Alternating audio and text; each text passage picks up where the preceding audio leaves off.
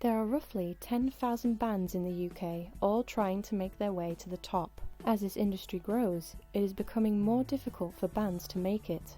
So the question is, how do bands and solo artists get there?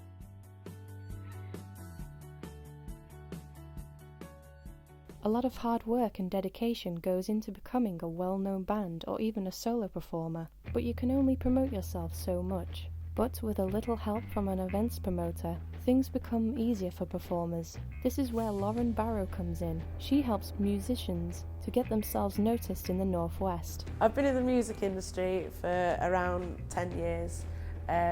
Well, that's being in bands. I've been in bands since I was 15 and I've been doing promoting for 4 years. When I first started, it was a case of like I would hire venues and then I would charge tickets on the door to pay off, the venue and give bands a cut and stuff like that. Now I do just free entry gigs because I think it's really important that bands get to play in front of people that they wouldn't usually play to. The events most of the time meet my expectations, especially since I've made them free entry, because people are always coming in and out and the bands are getting to play in front of people they wouldn't usually play in front of. Manchester music scene, it's a great music scene. Everyone wants to play in Manchester, even when I'm booking bands, everyone actually struggles to get gigs in Manchester because everyone just likes the industry here so much because it is buzzing, There's so much going on in Manchester and there's loads of venues and it's a great place to be. I think the solution to get more people to events is I think a lot of it is to do with the price on doors. I think it being free entry is just a big deal. But bands should also help play, and get their fans to come as well, because when everyone works together, that's what makes it a great gig. When the venue and the promoter and the bands all work together, that's when you get a lot of people in, and it's a gig to be proud of.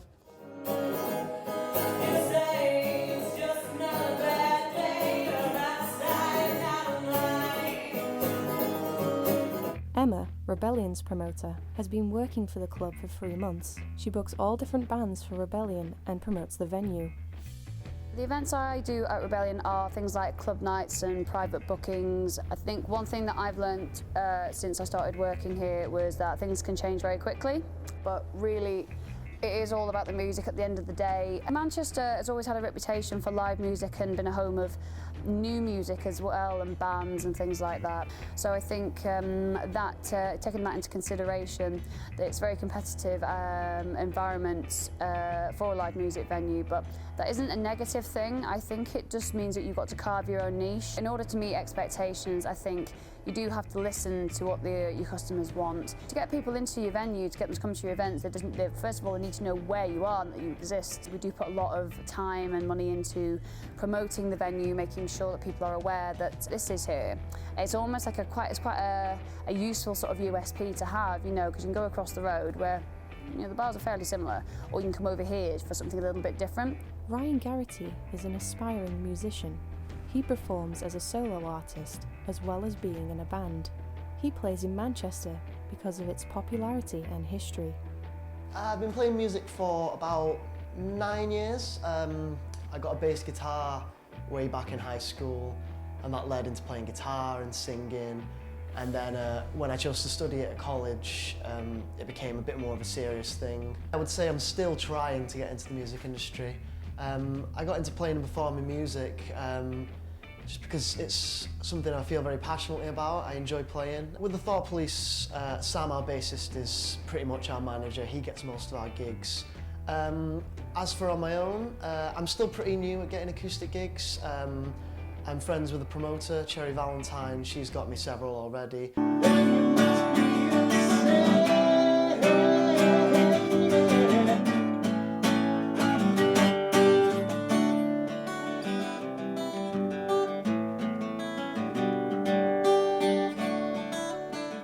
I'd definitely like to increase the amount of gigs I do in the future and try and head more towards a goal of getting where we want to go.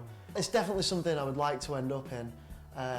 It's not my only focus. I mean, I've been to university, I study film and media, but I feel very passionately about music and I would love if I could end up with a career playing it. When the music stops and we trample out of the venue, the live music scene will always be there for us to revisit. It's safe to say, with many venues and plenty of events promoters in the industry, the Manchester music scene won't be hushed anytime soon.